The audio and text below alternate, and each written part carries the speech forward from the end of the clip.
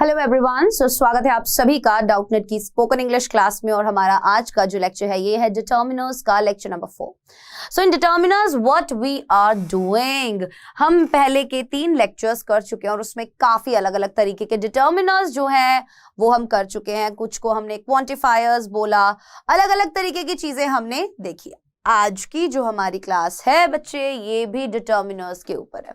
अब जो हमने शुरुआत में ये पार्ट देखा था ना, तो इसमें हमने बहुत सारी चीजें देखी थी, राइट। तो हमने डेफिनेट आर्टिकल और इनडेफिनेट आर्टिकल इन दोनों का यूज सीखा, ठीक है। ए और एन और दी का यूज सीखा। फिर हमने डेमोन्स्ट्रेटिव्स का यूज भी सीखा, दिस दैट दीज दोज जिन्हें कहा गया है। उसके बाद हमने प्रोनाउंस एंड पोजेसिव डिटर्मिनर्स का भी देखा, ठीक है। दिस दैट दीज दोज के एग्जाम्पल्स हमने बताए थे कि भाई पास वाली चीज, दूर वाली चीज, सिंगुलर चीज, प्लूरल चीज कैसे यूज होते हैं। प्रोनाउंस एंड पोजेसिव डिटर्मिनर्स कौन से होते हैं? My, your, his, her, its, our, their, ये भी हम पढ़ चुके हैं। A few, a little, much, many, a lot, इनका यूज भी हमने देखा पिछली क्लासेस में। अब आज जो बात करेंगे ना, हम क्वांटिफायर्स कर चुके थे, अब बात होगी आज एक तो डिफरेंस वर्ड्स की, एक डिस्ट्रीब्यूटिव्स की। तो ये वाले जो तीनों होंगे ना, ये आज की क्लास में हम कवर करेंगे, ठीक है। सो जैसे ऑल हुआ, बोथ हुआ, हाफ हुआ, ईदर, नीदर, ईच, एवरी, या फिर हम डिफरेंट वर्ड्स देखें तो अदर्स और अनदर, ठीक है।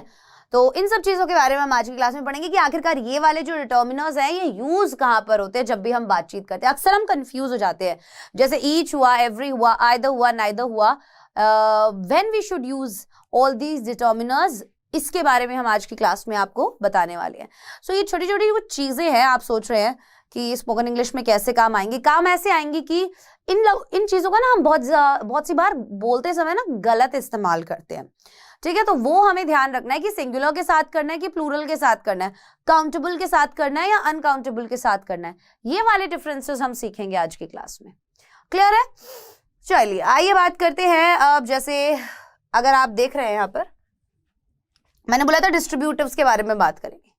सो डिस्ट्रीब्यूटिव्स ईच, एवरी, आइदर, नाइदर, ये 4 डिस्ट्रीब्यूटिव्स जो है इनका इस्तेमाल कैसे होता है, ये क्या है?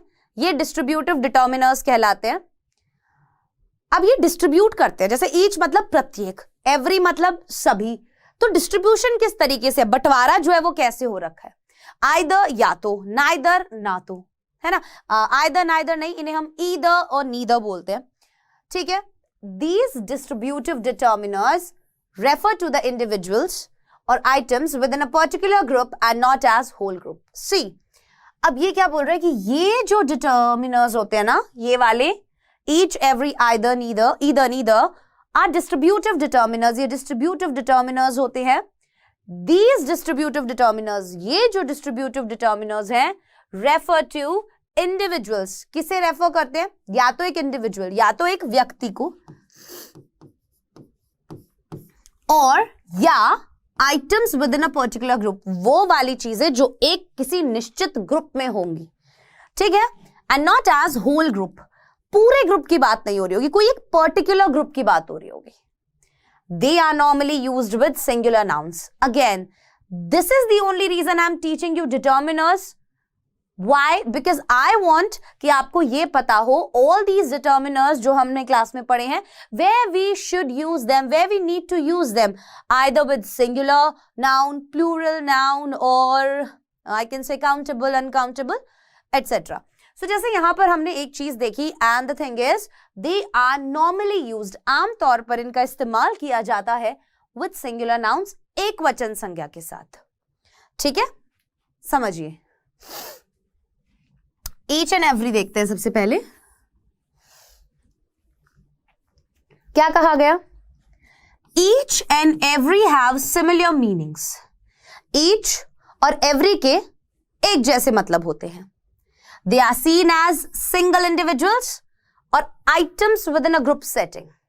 अब इन्हें देखा जाता है या तो हर एक, मतलब कि एक प्रत्येक व्यक्ति, ईच वन ऑफ देम, मतलब जितने भी लोग वहां पर थे उनमें से सभी, हर एक, या फिर आइटम्स जो भी चीजें हैं with in a group setting की, कोई एक समूह में अगर हम बोले तो बात, अगर हम बोल रहे every person in the group, every person मतलब हमने हर एक आदमी की बात की, या फिर अगर हम बोल रहे हैं each of them, that means हमने हर एक की बात की। तो बात यहां पर इंडिविजुअल की हो रही है या हर एक आइटम की हो रही है किसी भी एक पर्टिकुलर ग्रुप में। Each refers to members of a group as individuals. Each का मतलब क्या होता है? हर एक ग्रुप का प्रत्येक सदस्य एक व्यक्ति के तौर पे, ठीक है। ईच मतलब हर एक व्यक्ति के तौर पे।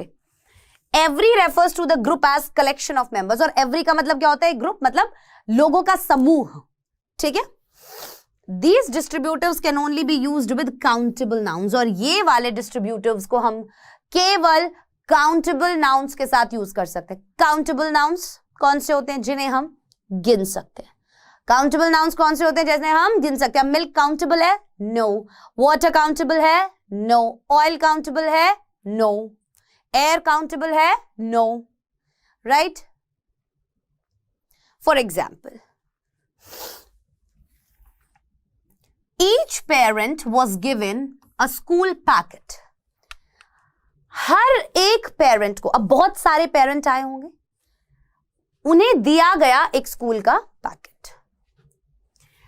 Each ticket holder was allowed backstage. जिसके पास भी, हर एक वो इंसान जिसके पास टिकट थी उसे बैकस्टेज आने की अनुमति थी। He gave each child a toy. उसने हर एक बच्चे को एक खिलौना दिया।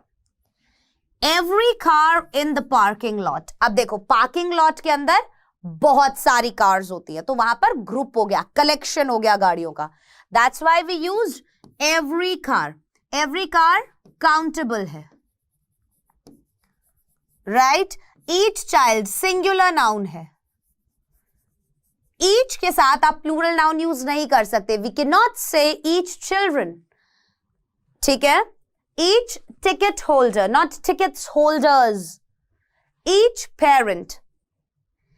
Every house on this street. अब इस स्ट्रीट में बहुत सारे घर हैं, राइट। हर एक घर इस गली में, that's why we used every house. अब हम ये नहीं बोलेंगे each house in the street or on the street was affected by the fire. हम कहेंगे हर एक घर, मतलब क्योंकि उस पूरे समूह की बात की जा रही है, उस स्ट्रीट के सारे घरों की बात की जा रही है। That's why I have every book in this list. और now अब हमारे पास क्या है? लिस्ट है बुक्स की। So उसमें कई सारी किताबें हैं। So what we are saying कि I have, मेरे पास हर एक वो किताब है जो इस लिस्ट में दी गई है। So two things are there. Each and every का यूज काउंटेबल नाउन्स के साथ होता है, और साथ ही साथ डिस्ट्रीब्यूटिव डिटर्मिनर्स जो होते हैं वो सिंगुलर नाउन जो होगा उसके साथ लगेंगे, ठीक है। जैसे हमने यहां पर बुक्स नहीं लिखा, हाउसेस नहीं लिखा, कार्स नहीं लिखा, राइट। सो बोलते समय ध्यान रखना है। Every cars no, every houses no, every books no, क्योंकि हम यहां पर पर्टिकुलरली किसी एक इंसान की बात करें। अब हम चाहे वो एज एन इंडिविजुअल बात कर रहे हो या फिर हम किसी ग्रुप के हर एक मेंबर की बात कर रहे हो। Am I clear? Okay, got it. Next, now we have two more determiners, either or neither. So what are these two determiners, either or neither? क्या है ये दो डिटर्मिनर्स, ईदर और नीदर? आइए जानते हैं। Either is used to indicate one or the other of two people or thing. Either या तो ये या वो, मतलब दोनों में से कोई एक, okay. Indicate one or the other of two people, दो चीजों में से या तो ये या ये, ठीक है। Neither is used to indicate not either one, not either one of two people or things. Neither मतलब ना तो ये ना वो, मतलब दोनों में से कोई भी नहीं। एंड नीदर मतलब होगा दोनों में से कोई भी नहीं, ना ही तो ये ना ही वो, दो चीजों में। Example, either teacher will be cheaper chaperoning the field trip. अब यहां पर क्या चीज आपको समझ में आई बेटा कि हमने यहां पर यूज किया either teacher will be chaperoning the field trip. either teacher मतलब दोनों टीचर्स में से, या तो ये या वो टीचर, इन दोनों में से क्या कर रहे होंगे, chaperoning the field trip. chaperoning मतलब क्या होता है कि देखभाल करना, ठीक है, किसी की चौकसी करना, तो उसे हम chaperoning बोलते हैं। सो जो फील्ड ट्रिप जा रही है उस पे ईदर टीचर, या तो ये वाला टीचर या ये वाला टीचर क्या कर रहा होगा, देखभाल कर रहा होगा। Please put again, you can see we used teacher not teachers. So या ईच हो या एवरी, ईदर हो या neither, singular noun we use, countable noun we use. Please put the trash cans on either side of the house. कह रहे हैं जो trash है, ट्रैश मतलब कूड़ा, तो कूड़े की जो भी कैन है आपको क्या करना है, उन्हें either side of the house. What is the meaning of either side, कि घर के या तो इधर फेंक दो या उधर फेंक दो, ठीक है। सो बहुत सी बार when we speak in English we actually get confuse कि हमें आखिरकार बोलना क्या है, या तो ये या वो को हम इंग्लिश में क्या बोलेंगे। सो आपको ये पता होना चाहिए कि उसे हम ईदर बोलते हैं, ठीक है। Neither parent showed up to the recital, neither parent showed up to the recital. recital क्या होते हैं, प्रस्तुति, या फिर हम बोले संगीत का कार्यक्रम, ठीक है। तो कह रहे हैं कोई भी पेरेंट जो है वो प्रस्तुति पर या संगीत के कार्यक्रम पर नहीं आया। we did not use parents, we use parent. neither child, not children, child. neither child admitted to the prank, कि भाई मजाक किसने किया, किसी ने भी हाँ नहीं भरी, किसी भी बच्चे ने हाँ नहीं भरी, दोनों में से। सो आपको ईदर, नीदर और ईच एवरी में एक चीज समझ में आई होगी कि ईच का यूज हम करते हैं किसी एक पर्टिकुलर इंसान को बताने के लिए, and every we use when there is a group, जब एक ग्रुप की बात हो रही है और ग्रुप के हर एक इंसान की बात हो रही है, ठीक है। सो दूसरी चीज हमने देखी काउंटेबल नाउन्स के साथ यूज होता है। And again one more thing, normally not every time, एक चीज और होती है हमेशा कि इंग्लिश में बहुत सारे एक्सेप्शंस होते हैं। So we always say normally, कि भाई आमतौर पर, ठीक है। एंड काउंटेबल नाउन्स के साथ तो हमने when we saw the examples, parent singular, ticket singular, child singular, car singular, house singular, book singular, and countable, right. Countable मतलब जिन चीजों को हम गिन सकते हैं, सिंगुलर एक वचन। ईदर या तो ये या वो, किन्हीं दो चीजों में से, मतलब दोनों में से कोई एक। एंड नीदर, ना तो ये ना वो, दोनों में से कोई भी नहीं, ठीक है। आप लिख लो इसको, यहां पर मैं लिख देती हूं EITHER,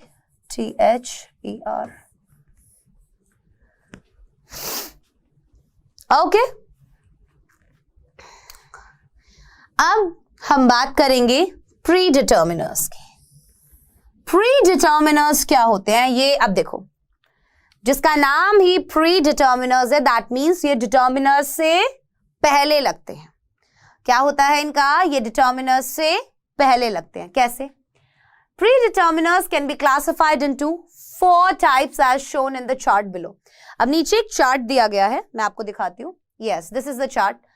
हमने प्री डिटर्मिनर्स को 4 पार्ट्स में डिवाइड कर दिया, and these parts are multipliers, fractions, intensifiers and others. See one more thing, आपको ना ये याद रखने की जरूरत नहीं है कि इन्हें हम डिस्ट्रीब्यूटिव डिटर्मिनर्स बोलते हैं या इन्हें हम प्री डिटर्मिनर्स बोलते हैं, नहीं। आपको सिर्फ ये याद रखना है कि आखिरकार ईच और एवरी का यूज हम कहां करते हैं, ईदर नीदर का यूज हम कहां करते हैं। That is more important to you, because आपको बोलना है यहां पर। हम आपकी प्रैक्टिस बोलने की करवाना चाहते हैं, so that every time when you use each every either neither, so आप उसको बिल्कुल करेक्टली यूज करें। दैट्स वाई इनका नाम यूज करने की मैम ये मल्टीप्लायर्स हैं, ये फ्रैक्शंस हैं, no, nobody is gonna ask, कोई भी तुमसे ये नहीं पूछने वाला है कि आखिरकार ये कौन से डिटर्मिनर्स हैं या ये क्या है क्या नहीं। नो, आपका काम है सिर्फ ये समझो कि इन वर्ड्स का यूज हम कहां करते हैं, किस तरीके से सेंटेंसेस को हमें फ्रेम करना होता है। Again, multipliers, fractions. मल्टीप्लायर्स मतलब ट्वाइस मतलब 2 बार। मल्टीप्लायर्स मतलब जिसमें हम गुणा कुछ कर रहे हो, जैसे 5 टाइम्स मतलब 5 बार, है ना। 10 टाइम्स, ये क्या हो गए, मल्टीप्लायर्स हो गए। फ्रैक्शंस क्या होते हैं, जिनकी बात हम फ्रैक्शन में करें, जैसे हाफ, आधा, जैसे हाफ मतलब 1/2, ये फ्रैक्शन होता है। 1/3, 1/3, ये फ्रैक्शन होता है।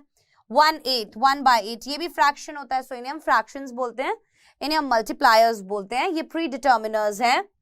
इंटेंसिफायर्स में आता है rather, such, quite, what, and others, बाकियों में आता है all and both।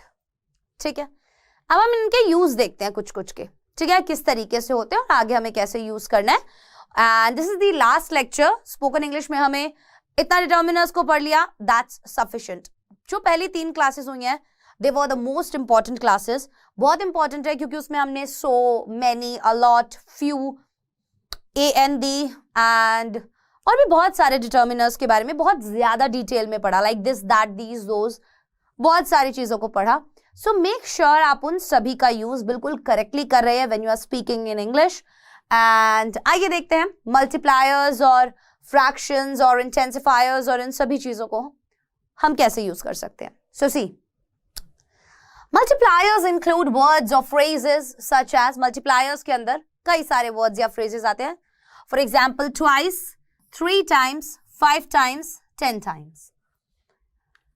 This type of predeterminer is used to express more than the specified amount. अब देखो, इस तरीके के जो डिटर्मिनर्स होते हैं इन्हें यूज किया जाता है क्या बताने के लिए, more than, ज्यादा, the specified amount, मतलब जितना भी अमाउंट दिया गया है हम क्या बताना चाहेंगे, उसका ज्यादा अमाउंट बताना चाहेंगे, तभी तो हम किसी चीज के गुणा में बता रहे हैं। For example, his hamburger is twice the size of mine. जब हमने यहां बोला ट्वाइस, तो हम वहां पर क्या बताने की कोशिश कर रहे थे, we were trying to express कि उसके हैमबर्गर मतलब बर्गर का साइज जो था वो मेरे बर्गर से डबल था। समझे? I check my messages 3 times every day. मैं अपने मैसेजेस दिन में 3 बार चेक करता हूं। Correct? Mom calls me approximately 5 times a week. Mummy मुझे लगभग हफ्ते में 5 बार कॉल करती हैं। Our group raised 10 times, मतलब 10 गुना, 5 गुना। 5 गुना मीन्स 1 का 5 बार, 1 का 3 बार, ठीक है, 2 बार। तो वो कह रहे कि भाई 2 गुना है मेरा उससे, या 4 गुना बातें करती है वो, इस तरीके से। Our group raised 10 times the amount needed for the trip, कि भाई हमारे ग्रुप ने 10 गुना ज्यादा पैसे इकट्ठे कर लिए जितने की ट्रिप पर चाहिए थे, कि हमें ट्रिप पर जाने के लिए जितना पैसा चाहिए था हमारे ग्रुप ने उस पैसे का 10 गुना पैसा जो है वो क्या कर लिया, कलेक्ट कर लिया। सो आर यू गेटिंग मी कि हम मल्टीप्लायर्स का यूज कहां करते हैं? हाँ बेटा, यहां पर आपको समझ में आया मल्टीप्लायर्स का यूज, कि हमें जब कोई भी चीज किसी फिक्स्ड अमाउंट से ज्यादा बतानी होती है। ट्वाइस हमने बोला तो हमें जो बता रहे थे ना, बर्गर का साइज जो होता है उसका डबल उसका साइज था। 3 टाइम्स मतलब भाई मैं मैसेजेस 1 बार नहीं, दिन में 3 बार चेक करता हूं, ठीक है। Next, fractions include words such as, अब अगले हैं हमारे फ्रैक्शंस, ये सब प्री डिटर्मिनर्स में आते हैं। 1/3, हाफ, 3/4 कैसे यूज करते हैं हम? This type of predeterminers is used to express fraction of an amount, कि कोई भी अमाउंट है, कोई भी चीज है, वो कितने अमाउंट में है उसको फ्रैक्शंस में बचाएगी। जैसे I need 1/3, है ना। अब मैंने अगर बोला I need 1/3 मतलब जितना तुम्हारे पास है मुझे उसका 3रा हिस्सा चाहिए। Her bus will arrive in half an hour, हमने बोला कि उसकी बस जो है वो आधे घंटे में आ जाएगी, आधा is half. I ate 1/3 Sandy's cookies. अब सैंडी के पास जो कुकीज थी, जो बिस्किट्स थे, मैंने उसका 1/3 हिस्सा, मतलब उसका तीसरा हिस्सा, 1/3 हिस्सा मैंने खा लिया। She uses 3/4 her monthly salary for rent and bills, कि वो अपनी मंथली सैलरी जो है उसके 3/4 वाला जो हिस्सा है ना, वो बिल और रेंट में गवा देती है या दे देती है। सो आपको ये समझ में आया कि फ्रैक्शंस का यूज हम कहां करते हैं? Are you getting our point? Are you getting the point? कि अगर हमें फ्रैक्शंस की बात करनी है तो हम यहां पर हमेशा जो भी एक अमाउंट दिया हुआ है उसका कितना फ्रैक्शन बात की जा रही है वो उसको एक्सप्रेस करने के लिए करते हैं। Next are इंटेंसिफायर्स। इंटेंसिफायर्स में आता है सच, व्हाट, रादर और क्वाइट। क्या क्या आता है इंटेंसिफायर्स में? इंटेंसिफायर्स में आता है such, what, rather and quite. And इन चारों का मतलब आखिरकार होता क्या है? So see, this type of predeterminer expresses surprise, first thing surprise, disappointment, pleasure और अदर इमोशंस। इस तरीके के जो भी प्रीडिटर्मिनर्स होते हैं जिन्हें हम इंटेंसिफायर्स बोलते हैं, हमें बोलते समय जब भी एक्सप्रेस करना है क्या? सरप्राइज, कि हम चकित हो गए, डिसअपॉइंटमेंट निराशा, प्लेजर सुकून और अदर इमोशंस या फिर और कोई भी भावना अगर हमें जतानी है, so we use these intensifiers. For example such, what, rather, quite. कैसे?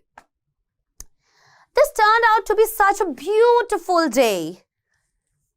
I am very pleased by the day. यहां पर जब हमने such का यूज किया कि this turned out to be such a beautiful day, कि ये जो दिन है ये क्या निकल कर आया? बहुत ही एक खूबसूरत दिन निकल कर आया। So we are trying to express our emotions here. हम यहां पर अपनी भावना व्यक्त करने की बात कर रहे हैं और वो भावना क्या है कि यार बड़ा ही प्यारा दिन था ये। ठीक है? You are such a disappointment.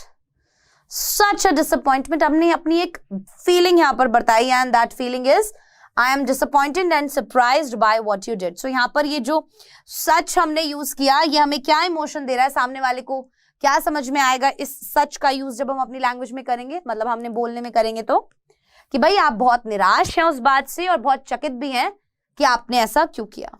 Right? सो जब उसने बोला you are such a disappointment, that means what you are trying to say, you are saying that I'm disappointed and I was not expecting this from you, कि मैं disappointed हूं और मैं ये तुमसे expect नहीं कर रहा था। अब मैं धीरे धीरे क्लास में थोड़ी सी इंग्लिश बोल रही हूं so that आप सुने उन चीजों को और आप उन चीजों को समझे भी। जो भी चीजें मैं इंग्लिश में बोल रही हूँ, आई एम ट्राइंग कि मैं वो साथ साथ हिंदी में भी बोलूं। मतलब कि मैं कोशिश कर रही हूं कि जो इंग्लिश में बता रही हूँ वो हिंदी में भी आपको साथ के साथ बताऊं। So make sure, do not gate afraid. डरना बिल्कुल भी नहीं है, आपको सिर्फ ध्यान इस बात का रखना है कि मैं कहना क्या चाह रही हूँ। आप सुनिए और उस चीज को समझिए। Okay, good. Next, it was quite a nice surprise. यहां पर जब हमने क्वाइट का यूज किया, I was very surprise and happy. So यहां पर क्वाइट का मतलब हो गया कोई चीज बहुत ज्यादा अच्छी लगी आपको। ठीक है? बहुत ज्यादा अमाउंट में होता है ना जब हम यूज करते हैं quite. So it was quite a nice surprise, कि यार ये काफी मतलब अच्छा सरप्राइज था मेरे लिए। We had quite an experience when we were on vacations, कि we had quite an experience. Quite an experience मतलब कि हमारा जो अनुभव था हमारी छुट्टियों का वो काफी अच्छा था। जो अनुभव था हमारा हमारी छुट्टियों का, that experience was amazing. ठीक है? Exciting, surprising. Your month is rather a nice, your mother is rather a nice woman. Rather का यूज जब हम कर रहे हैं, so we are trying to say I'm pleased by your mother. मतलब कि भाई मुझे आपकी मम्मा बड़ी अच्छी लगी। आप यहाँ पर एक प्लीज वाला इमोशन दिखा रहे हैं। So your mother is rather a nice woman. Rather का यूज हम कब कर रहे हैं? रादर के और भी बहुत जगह यूज होते हैं। ऐसा नहीं है कि क्वाइट का या रादर का, या हम बात कर रहे हैं सच का या व्हाट का। ऑल दीज आर ओनली प्रीडिटर्मिनर्स और केवल हम इन्हें यही यूज करते हैं। नो, इंग्लिश के अंदर ये सब चीजें और भी बहुत सारी कैटेगरीज में फॉल करती हैं और उनका यूज अलग अलग भी होता है। ठीक है? सो मूविंग फॉरवर्ड, आगे बढ़ते हुए पढ़ें आगे। चलो, it is rather a small ring. अब उसने जब यहां पर बोला कि it is rather a small ring, मतलब यहां पर उसे ऐसे लगा कि जैसी चाहिए थी उसके कंपैरिजन में साइज थोड़ा सा डिसअपॉइंट करने वाला है, क्योंकि उसने यहाँ पर रादर के बाद जो बात बोली वो बोली कि भाई यार काफी थोड़ी सी ना छोटी है ये, ठीक है, तो वो डिसअपॉइंट हुई है यहाँ पर कि उसे जितनी बड़ी चाहिए तो उतनी बड़ी रिंग नहीं है। What an interesting idea. अब what का हमने जब यूज किया, that means we are surprised by your idea. जब हमने यूज किया what का, that means we are surprised by your idea. What a large cat. What a large cat. I am surprised by the size of the cat. क्या कह रहे हैं कि वो यहाँ पर किस चीज से सरप्राइज है? By the size of the cat. So when we are using what, so at that time we are trying to express a surprising emotion. Okay? उस समय हम क्या कोशिश कर रहे हैं? हम बता रहे कि what a good day, what a lovely day. इन सब चीजों का मतलब होता है कि आप सरप्राइज्ड हैं, आप प्लीज्ड हैं। Okay, are you getting me? आज सुबह सुबह उठते हैं, मामा व्हाट अ ब्यूटीफुल डे, कितना बढ़िया सूरज निकला हुआ है, कितना प्यारा मौसम है ना? सो वैसे ही, so when we use what हमें क्या बताता है? थोड़ा सा सरप्राइज वाली फीलिंग देता है हमारे सेंटेंसेस को। आपने बहुत सी बार ऐसे भी किया होगा, कोई आपको बोलता है अरे यार ऐसे ऐसे हो गया, आपको बोलते हैं व्हाट, हम क्या बोलते हैं? ये बोलते हैं ना क्या, है ना? तो at that time we are surprised. What we are surprised. Okay, चलो। I hope जो predeterminers हमने पढ़े वो आपको समझ में आए होंगे। अब एक और predeterminer था all and both, ठीक है, other determiners में आ रहे थे ये। So इन दोनों का यूज भी हम फटाफट देख लेते हैं and after that determiners का किस्सा खत्म। So see, there are a few predeterminers that do not fall in the above categories. अब दो determiners ऐसे हैं जैसे all और both, ये दोनों determiners ऊपर वाली किन्हीं भी categories में नहीं आते। For example, इन दोनों का यूज all और both का यूज हम कब करते हैं? जब हम complete amount बता रहे हैं। When we are saying both of them, हम क्या कहें? Both of them. Both of them मतलब दोनों, ठीक है? all of them means सभी। So again, both for two, all for a group.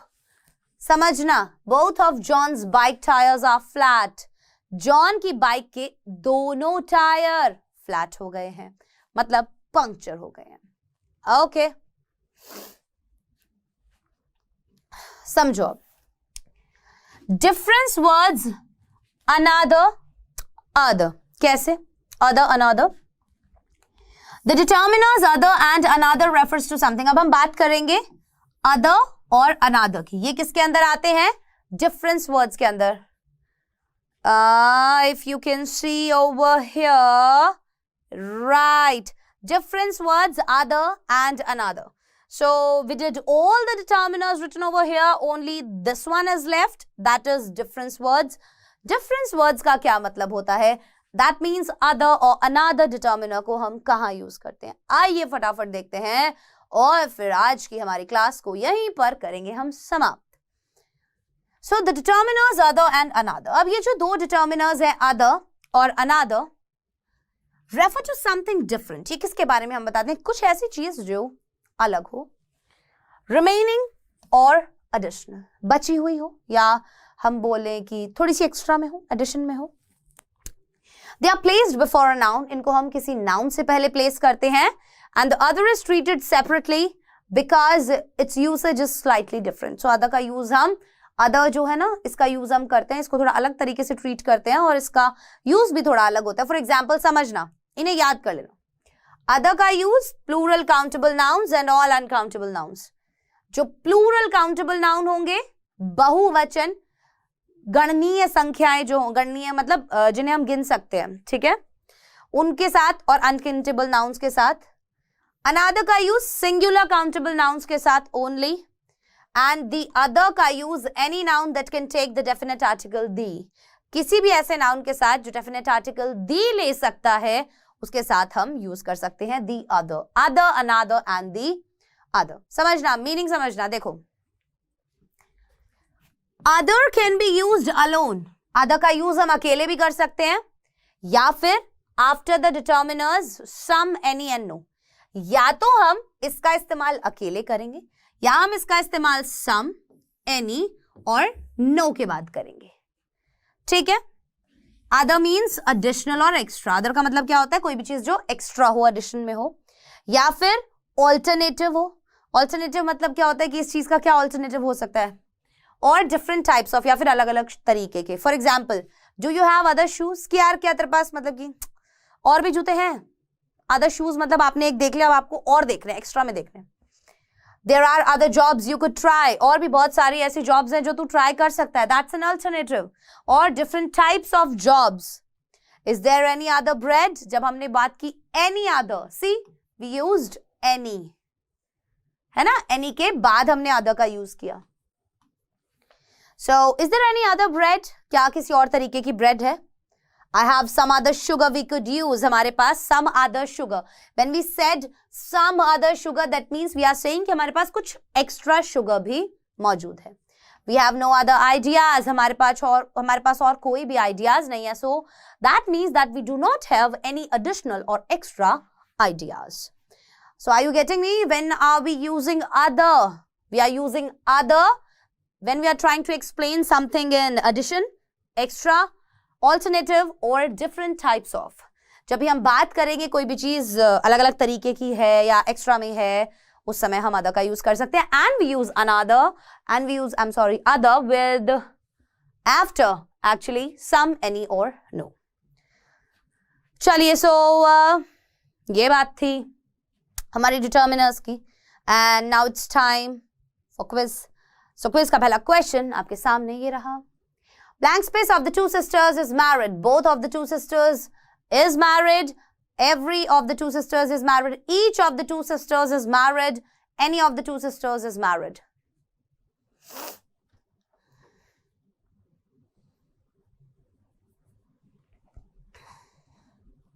Next question. Blank space of you attend the conference. Both of you should attend the conference. Each of you should attend the conference. Every of you should attend the conference, or many of you should attend the conference.